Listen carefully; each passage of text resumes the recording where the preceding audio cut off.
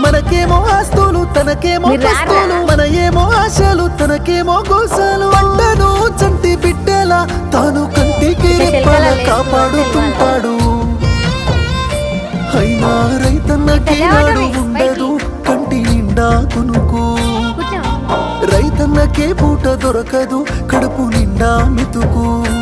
అయ్యో రైతన్నకే నాడు ఉండదు కంటి నిండా కునుకు. రైతన్నకే పూట దొరకదు కడుపు నిండా మెతుకు.